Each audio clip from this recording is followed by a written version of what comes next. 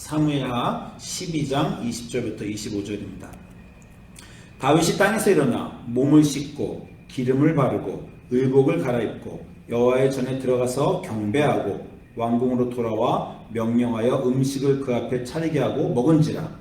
그의 신하들이 그에게 이르되 아이가 살았을 때에는 그를 위하여 금식하고 우시더니 죽은 후에는 일어나서 잡수시니 이 일이 어찌 됨이니까 하니 다윗이 이르되 아이가 살았을 때 내가 금식하고 온 것은 혹시 여호와께서 나를 불쌍히 여기사 아이를 살려주실는지 누가 알까 생각하며니와 지금은 죽었으니 내가 어찌 금식하랴. 내가 다시 돌아오게 할 수 있느냐. 나는 그에게로 가려니와 그는 내게로 돌아오지 아니하리라 하니라. 다윗이 그의 아내 밧세바를 위로하고 그에게 들어가 그와 동침하였더니 그가 아들을 낳으매 그의 이름을 솔로몬이라 하니라. 여호와께서 그를 사랑하사 선지자 나단을 보내 그의 이름을 여디디아라 하시니 여호와께서 사랑하셨기 때문이더라. 우리 주님 말씀입니다. 주님께 감사드립니다. 자, 오늘 설교 제목은 제가 여디디아, 영어로는 제리다야 이렇게 말합니다. 솔로몬의 딸은 이름이죠. 하나님의 사랑을 받은 자, beloved of the Lord, beloved of Yahweh 이런 뜻입니다. 그래서 제리다야, 하나님의 사랑을 받은 자, 우리 솔로몬의 닉네임인데, 제가 먼저 재밌는 비디오를 아주 짧은데 하나 보여드리도록 할게요. 우리 고양이가 3마리가 있어요. 보셨죠? 우리 고양이 3마리 다. 그 중에 이제 라나가 신동입니다. 신동. 문을 열 줄 알아요. 제가 라나가 문 여는 장면을 보여드리겠습니다.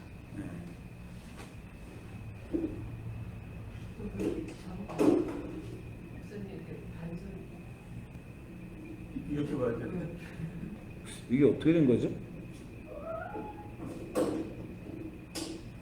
이쪽은 제대로 나오는데 저 어떻게 보입니까? 저걸 어떻게 고치지? 이 화면은 제대로 나오는데 이게 어떻게 고칠지 모르겠네. 아까 보시죠 그러면. 하여튼 뭐 중요한 점이 아니에요. 그냥 고양이가 손을 열어서 문을 열고 문고리를 잡고 문을 열고 이게 이제 나가는 문은 훨씬 쉬워요. 하고 밀고 나가면 돼. 근데 문을 당기는 문은 한번 당겨놓고 열어놓고 그 다음 밑에서 다시 또 끌어내는 이런 일을 할 신동입니다. 문을 얼마나 막 잘 열고 나가는지 몰라요. 근데 문을 여니까 골치 아픈 게 바깥을 집고양인데 바깥을 나가지 말아야 되는데 문을 열고 이제 바깥을 얘가 이제 나가는 거 아닙니까? 근데 제가 또 내보내줄 때도 있고 안 내보내줄 때도 있어요. 상황에 따라서. 근데 제가 이제 고양이를 보다가 이런 생각을 했어요. 쟤는 참 당황스럽겠다. 왜 그러냐면 지는 문 여는 비기를 익혔단 말이야. 근데 그 위에 문고리를 내가 잠가 놓으면 문을 열어도 안 열립니다. 그 지는 늘 하던 대로 했어. 손을 옮겨서 당겼어. 어떤 때는 열려. 그 문을 내가 열어놨으니까. 근데 위에 제가 문고리를 잠가 놓으면 어떤 때는 똑같이 하고 당겼는데 안 열리더라는 거예요. 근데 고양이는 그 메커니즘을 모르겠죠. 내가 그 고양이 보고 참 쟤는 당황스럽겠다. 내가 쟤라면 이상하다. 분명히 어저께는 열렸는데 이렇게 하면 열려야 되는데 맨날 열렸는데 왜 오늘은 안 열릴까? 이거를 너무 고민할 것 같아요. 내가 그 위에 잠그는 이 메커니즘을 도저히 고양이는 알 수 없으니까. 그런 생각을 제가 좀 하면서 목사니까 이런 생각이 드는 거야. 우리도 하나님과 그런가? 옛날에는 분명 기도하면 됐단 말이야 그게. 그래서 이번에도 되는 것 같은데 이번에 또 안 들어주시고 또 어떤 때는 안 들어주시는 것 같은데 또 들어주시고 분명 어떤 메커니즘이 있는데 하나님한테는 우리가 그거를 지금 고양이가 내 메커니즘을 모르는 것처럼 모르고 있는 건 아닌가. 우리는 소통이 잘 안 되나. 네, 그런 생각을 제가 좀 했습니다. 오늘 그 얘기를 좀 할까 해요. 지난주에 우리가 사무엘 7장을 봤습니다. 제가 말했죠. 다윗의 영원한 약속을 주신 굉장한 구절이라고 했는데 성서학자들이 말하는 가장 유명한 중요한 챕터 중에 하나라고 했는데 그러면서 제가 말씀드리기를 가장 크게 오용됐다기보다 오해된 장이라고 했다고 했습니다. 왜냐하면 다윗이 하나님께 내가 성전을 드릴 마음이 있습니다.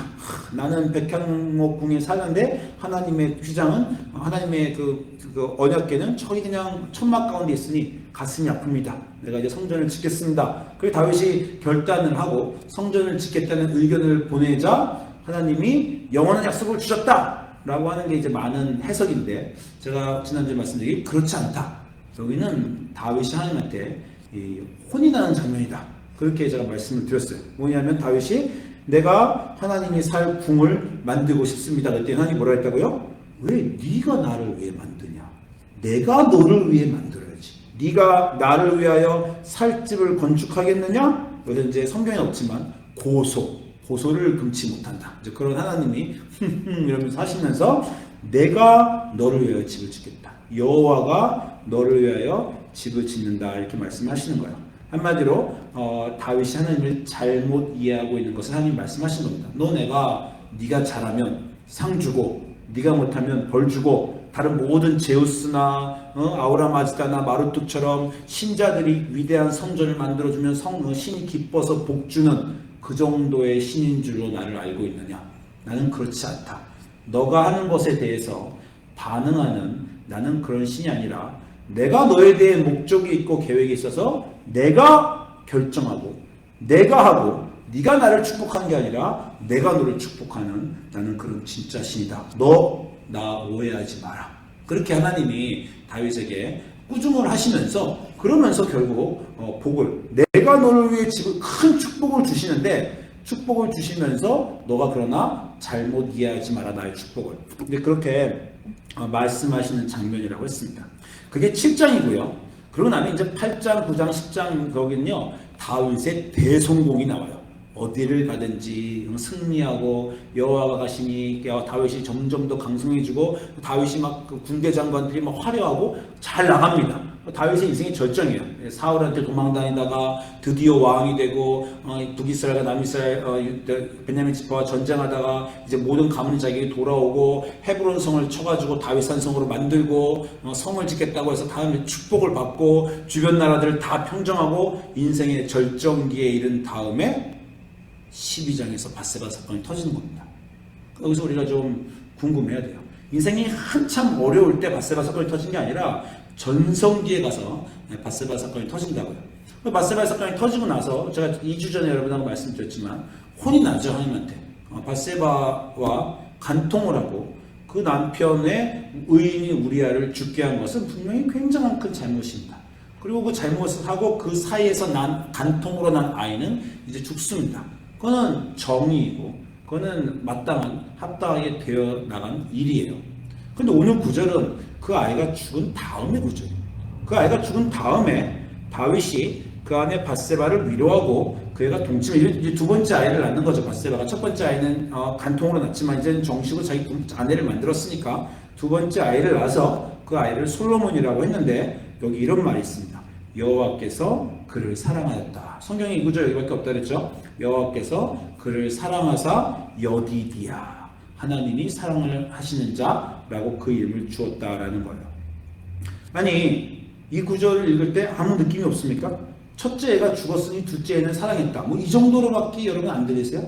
다윗은 지금 큰 죄를 저질렀어요. 그리고 이 죄로 인해서 그의 앞에 가문에 이제 피가 비극이 막 따라다닐 겁니다. 근데 갑자기 하나님이 내가 너를 너무 사랑해. 너의 아들에게 큰 축복을 줘서 하나님의 사랑을 받은 자라고 해주겠다라고 하시는 거예요.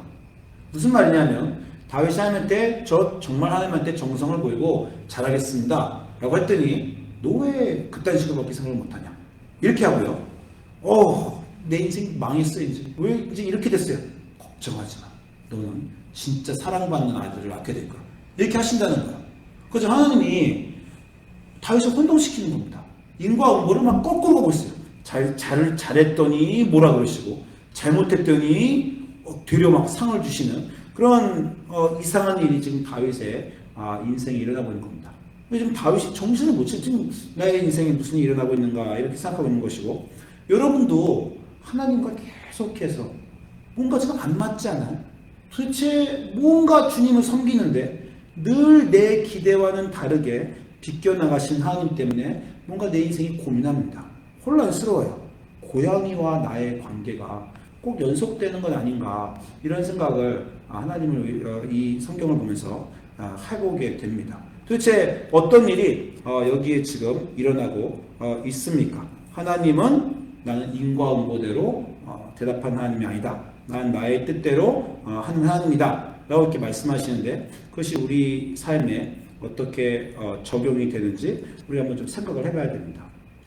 여러분 제가 고양이 문을 잠글 때 그냥 막 잠그는 게 아닙니다. 우리 집사람 아마 잘 모르겠지만 저는 10가지 것들을 고려해요. 예. 어저께 너무 많이 바깥에 나가 놀았어. 오늘은 좀 덜 나가는 게 좋겠다. 문을 잠그자. 바깥에 비가 오네. 오늘 나가서 바깥에서 뒹구면 털이 많이 더러워지겠구나. 오늘은 안 되겠다. 좀 쌀쌀하다. 어제 여울을 봤어. 여러 가지 10가지를 고려하면서 저는 열어주고 잠가주고 그렇게 합니다. 제 나름대로 거기에 원칙이 분명히 있어요. 우리 집사람은 절대 그걸 인정 안 하지만 저는 원칙이 있습니다. 고양이만 그래요. 부모하고 자식 사이에도 부모가 예스하고 노하는데 자식은 도대체 이해를 못해요. 우리 딸들하고 제가 키우면서 제일 많이 갈등한 게 뭐냐면 친구 집에 가서 자겠대. 그러면 부모가 언제는 된다 그러고 언제 안 된다 그러니까 10가지를 고려해요. 누가 가느냐, 거기에 남자애들이 끼어 있느냐, 그리고 그 부모는 누구냐, 그 부모가 그 밤에 너희들과 같이 있을 거냐, 같이 가는 친구 중에 우리가 신뢰할 만한 친구가 거기에 있느냐. 연희 씨 이제 겪을 거야. 이제 딸이 이제 그런다고 슬립업을 한대. 여자들 셋이 잔다 그러면 부모가 뭐가 걱정하겠어요. 근데 보니까 남자친구가 하나 끼는 거야. 그 남자가 누군지. 부모는 10가지를 고려하고 10가지를 고려한 끝에 그래? 이번에는 가서 친구들 집에 가서 슬립업을 해도 된다. 이렇게 얘기해도 어떤 데 안 된다 그럽니다. 자식은 그걸 몰라요. 그래갖고 지난번엔 됐는데 왜 이번엔 안 된다는 거야? 뭐 이렇게 애가 고집을 피웁니다. 그러면 설명을 해줘요. 못 알아들어. 난 분명 야 지난번엔 거기 남자가 없었고 이번엔 남자가 간다니 그건 안 된다. 지난번엔 부모가 거기 있었는데 지난번하고 뭐가 다르냐는 거야. 나는 분명 이성적으로 설명해 줬는데 애가 이해를 못합니다. 그런 그 부모와 자식과의 관계가 계속해서 그 대화와 갈등이 잘 이해하지 못하는 게 이루어지고 있더라라는 거예요. 지난 시간에 사무엘하 7장에서 하나님이 다윗에게 준 영원한 약속 중에 큰 사건이 하나 있었다고 했어요. 뭐냐 그러니까 내가 엽터가지는 주인과 종이었다. 신과 신자들이었다. 사울이 잘못하면 종이 잘못하니까 벌을 받았다. 다윗이 어떻게 했어요? 이제부터는 그렇게 안 하겠다. 나는 너의 아버지가 되고 너는 나의 아들이 된다. 그래서 이제 큰 이스라엘에서 하나님과 이스라엘 관계가 다윗의 영원한 약속을 통해서 주종 관계에서 신과 신자의 관계에서 아버지와 자녀의 관계, 부모와 자녀의 관계로 제가 바뀐다고 말씀하지 않습니까? 그래서 그 사무엘하 7장 다윗에게 주는 영원한 약속이 굉장히 중요한 거라고요. 나는 너에게 너와 너의 자손에게 아버지가 되고 그는 내게 아들이 되리니 만일 그가 죄를 범하면 옛날에 내가 벌을 줬다는 거야. 그리고 지금도 벌을 준다는 거야. 내가 사람의 매와 인생의 채찍으로 징계는 할 거야. 벌은 줄 거야. 벌은 받아야죠. 다윗도 잘못했으면 벌을 받아야 됩니다. 그러나 네 앞에서 물러나게 한 사울처럼 은총을 빼앗지 아니하겠다. 너와 너의 집은 영원히 보존되고 영원히 경고하리라.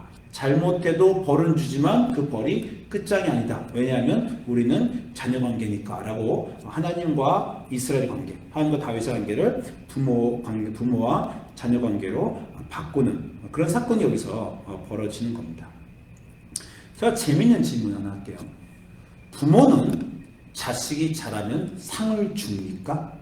이제 두 분은 아직 모르니까 연희 씨한테 물어봐요. 부모는 자식이 잘하면 상을 줍니까?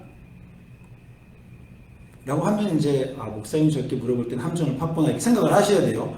부모는 자식이 잘하면 여러분도 자식이었잖아. 어떻게 해요? 어머님이 전선 잘하면 상을 주답니까? 주셨죠. 줬어요. 부모는 그러면 이제 이렇게 물어볼게요. 그러면 잘못하면 상을 안 줍니까? 잘못해 주시죠. 그러니까 내가 아이들한테 이러는 거야. 올해 다 A를 받으면 풀 A면 너 오늘 이번 학기에 차 사준다. 자 이렇게 했단 말이에요. 그럴 수 있죠. 부모들이 많이 그렇게 하잖아요. 다 A를 받았어. 차를 사줬죠. 근데 다 A를 못 받았네. 그럼 차를 사줘야 됩니까? 안 사줘야 됩니까?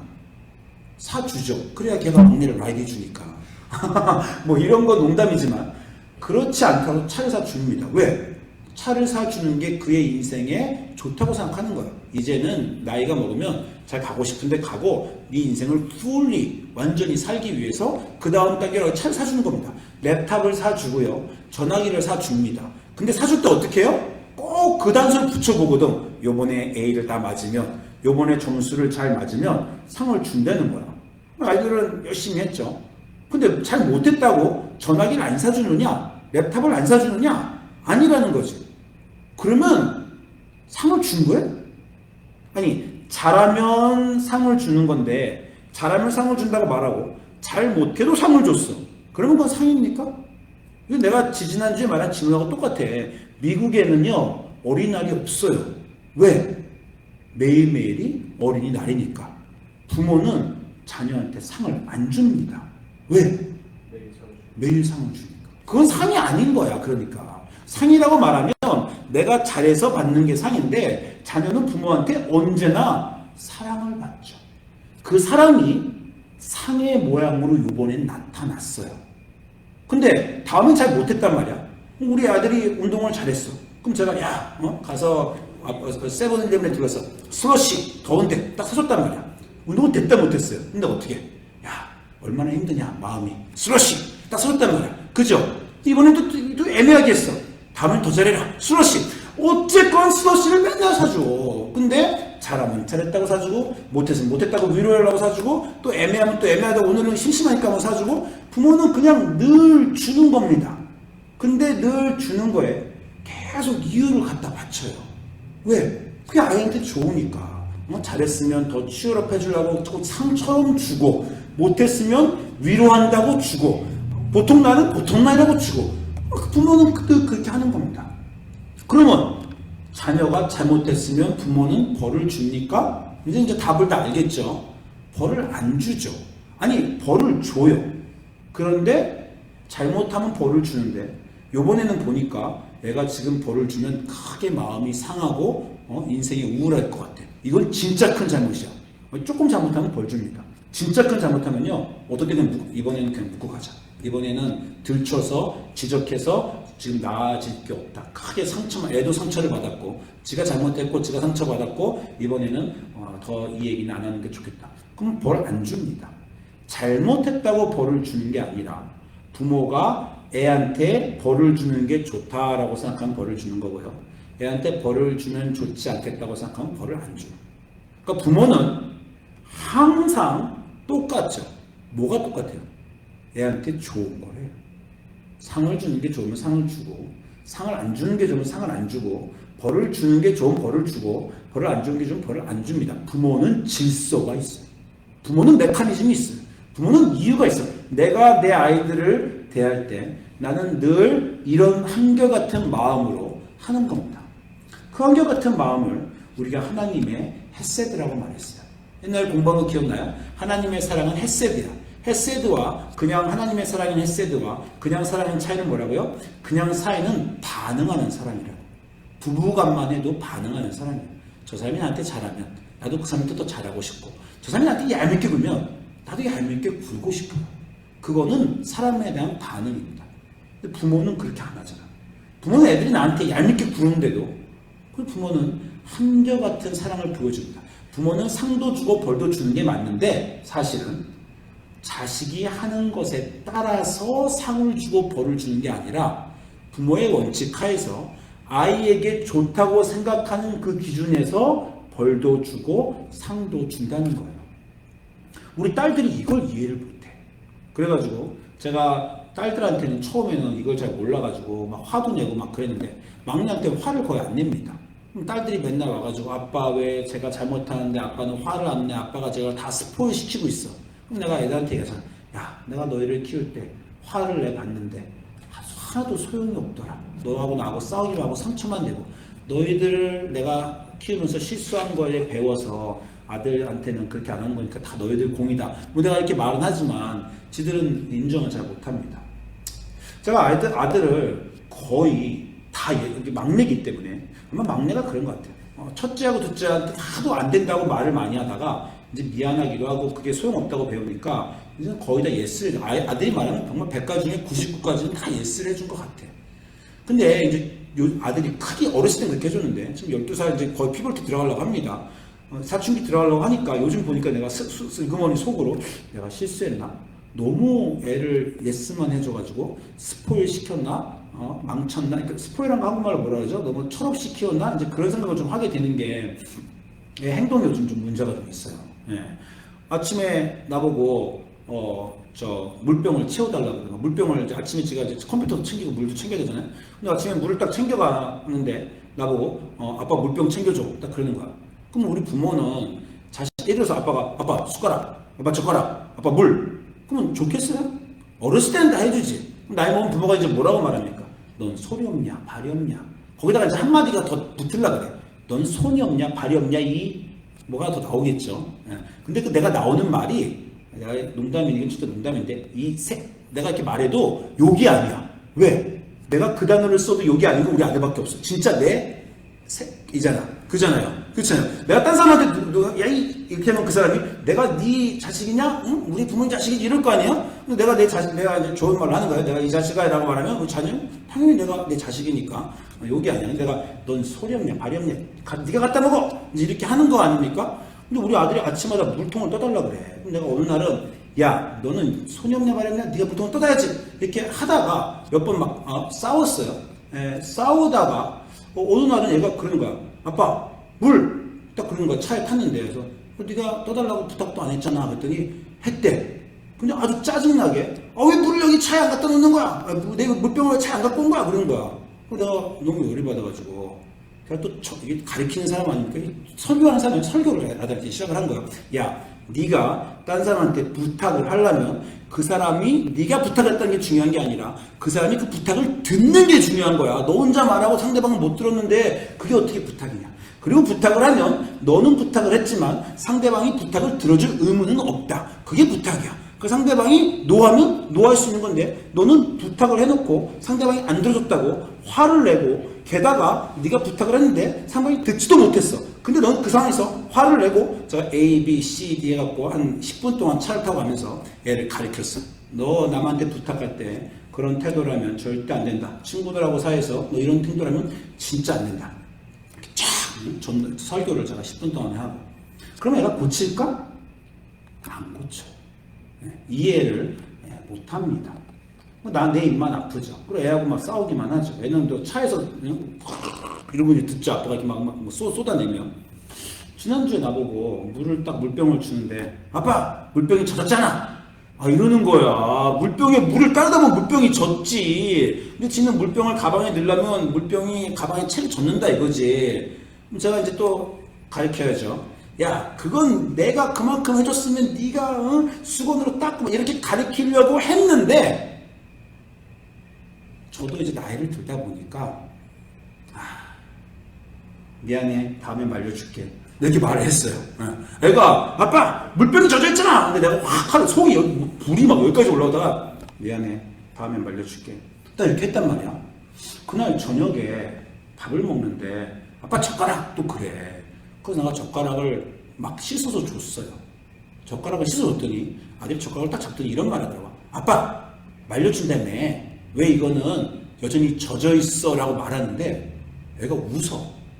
아침에는 신경질을 막 내면서 아빠 물병이 젖었잖아. 얼마나 신경질 상대방이 화가 나요. 근데 애가 아침에 내가 미안해 말려줄게 라는 말을 하루 종일 마음속에 갖고 있었던 것 같아요. 그러다가 저녁에 아빠 이것도 말려줘야지 라고 하는데 여러분 잘 모르겠지만 그 미묘한 차이가 아침에는 짜증나서 말려달라고 그러고 저녁에는 웃으면서 아침 말려준다고 했는데 라고 하는 게 저한테는 굉장한 아들과의 소통입니다. 그리고 우리 아들이 아침보다 저녁에 요만큼 컸구나 라고 그런 생각을 제가 하게 돼요. 부모가 자녀가 뭐라고 말한다고 해서 자녀에 따라 반응하는 것은 아닙니다. 그런데 자녀는요, 부모의 한결같음에 반응하면서 크는 거예요. 무슨 말씀인지 아시겠어요? 부모는 한결같이 사랑을 하면서 화도 내보고 상도 줘보고 을러도 보고 별별 걸 다 하는데 어느 날 자녀는 크면서 내 부모가 나에게 했던 그 모든 행동들이 고양이가 아니기 때문에 알게 됩니다.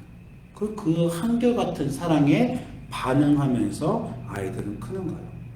다윗에게 하나님이 화도 내보고요, 질타도 해보고요, 꾸중도 해보고 또 사랑도 베풀어 줍니다.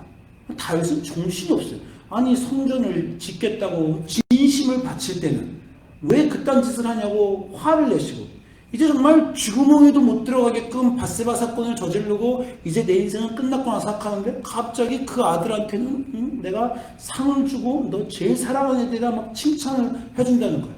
아니 다윗이 바세바 사건을 저지르고 첫째가 죽었다고 해서 둘째를 사랑한다고 해준 겁니까? 첫째가 안 죽었으면 둘째를 사랑 안 한다고 했을 거예요?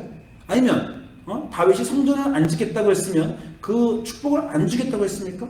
하나님은 처음부터 다윗한테 어떻게 한다고 마음이 있었다고 했고 그 마음을 다윗한테 말한다고 했고 그리고 내가 너의 집을 영원하게 지어줄 것인데 바세바 사건이 일어난 것이 내 결정을 바꾸지 못한다 라고 하나님은 지금 말하고 있는 거야.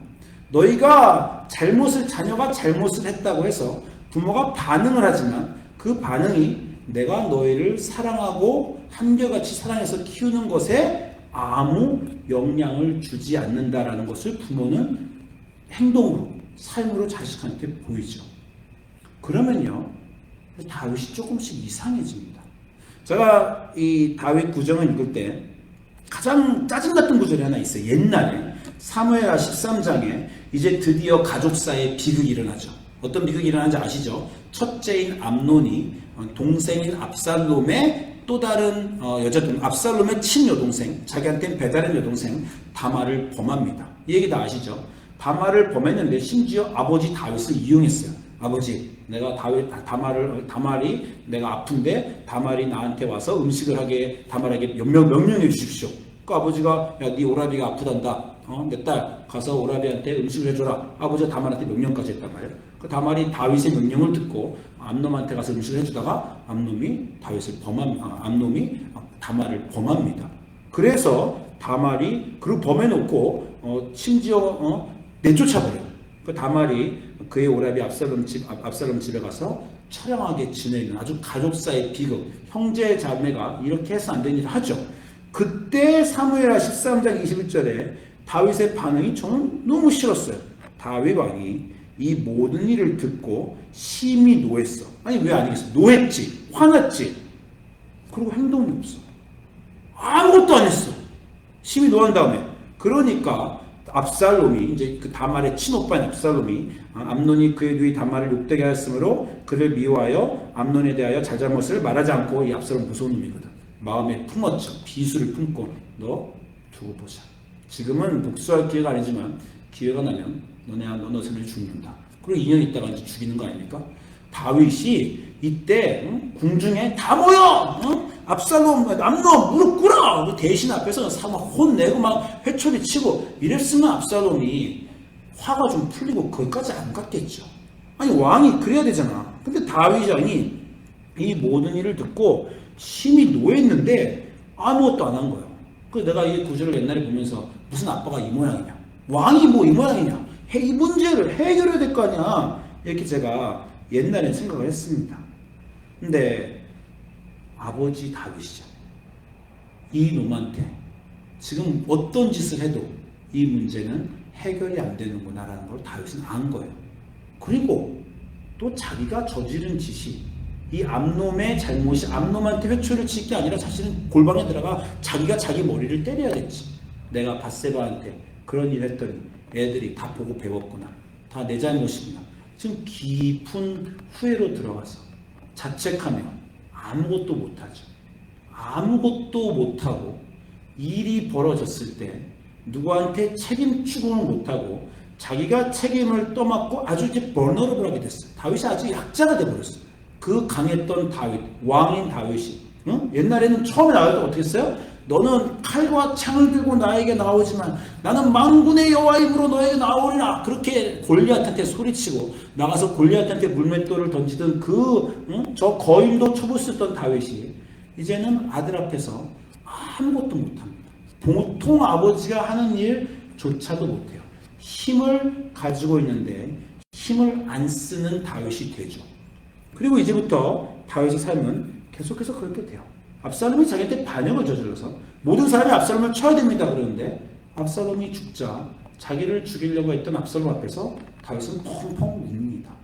사람들이 자기한테 계속 잘못하는데 다윗은 대꾸를 못해요. 다윗은 자기들한테 잘못하는 그 사람들을 어떻게 할 수 없는 하나님처럼 되어갑니다. 하나님이 그런 거 아니에요. 인간들은 계속 죄를 저지르고 물로 홍수로 쓸어보려고도 해봤다가 선지자도 보내봤다가 멸망도 시켜봤다가 어떻게 해도 안 되니까 하나님 어떻게 합니까? 아유 내가 죽어야지. 그리고 예수님이 와가지고 우리를 위해 우리는 죄를 지고 우리가 다 말아먹었는데 거기에 책임 추궁을 안 하고 대신 죄를 지시기로 하나님 그렇게 하십니다. 그래서 이사야 53장에 예수님에 대한 거기에는 그가 고욕을 당할 때 도살장에 끌려가는 양처럼 아무 말도 못하고 끌려갔다는 거예요. 십자가에 가서 한 번 힘을 팍 써보지도 못하고 그 천지 창조주가 십자가에서 모욕을 받으면서 죽어야 하는 그 길을 하나님은 가시는데 그게 자식 앞에서 자식을 어쩔 줄 몰라서 고치긴 고쳐야 되겠는데 상을 줘도 안 되고 혼을 내도 안 되고 이놈은 정말 끝장을 가는데 나는 어떻게 해야 되나? 그래서 선택한 그 길을 가는 하나님의 길을 다윗이 배웁니다. 다윗이 그 길을 가는 거죠.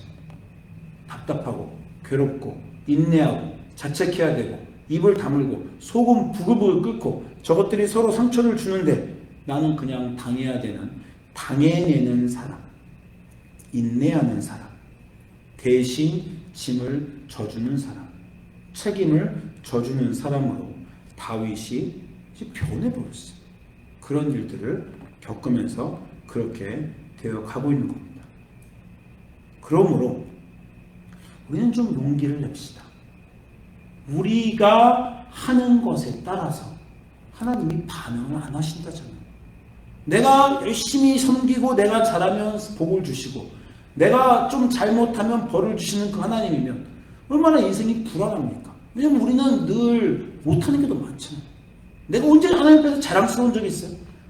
좀 더 잘했으면 좋았을 걸. 그때 그렇게 하지 말 걸. 그때는 그렇게 좀 망가지지 말 걸. 그때 좀 그렇게 욕심 부리지 말 걸. 그때 더 잘할 걸. 우리는 언제나 그런 걸 하고 그리고 그런 많은 후회를 하고 사는데 지금은 그 후회를 했기 때문에 지금 잘합니까? 지금도 잘 못하잖아. 지금도 해야 될 것들은 이만큼 있는데 새벽 기도도 더 하고 기도도 더 하고 더 성심껏 하나님 잘 모시고 살면 좋겠는데 옆에 사람들 더 잘하고 살면 좋겠는데 더 드렸으면 좋겠는데 지금 그 마음 다 있잖아. 전 그렇게 못하고 살잖아.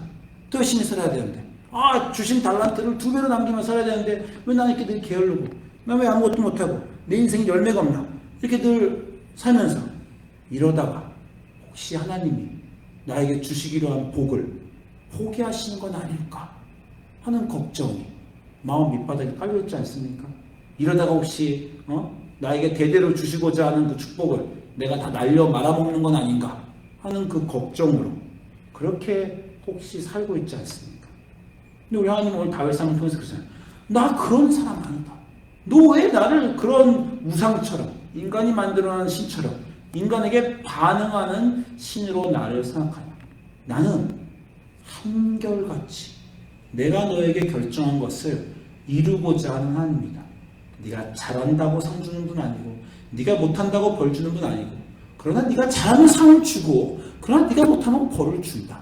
그러나 그게 네가 하는 것에 반응해서 하는 게 아니라 나의 계획하에서 너에게 가장 좋은 것을 나는 언제나 주며 네가 하는 너의 삶의 인생의 모양에 따라서 내가 반응하지 않고 나는 네가 결정하고 계획한 그 헷세드의 사람으로 너에게 늘 주겠다라고 우리 하나님 나에게 말씀하십니다.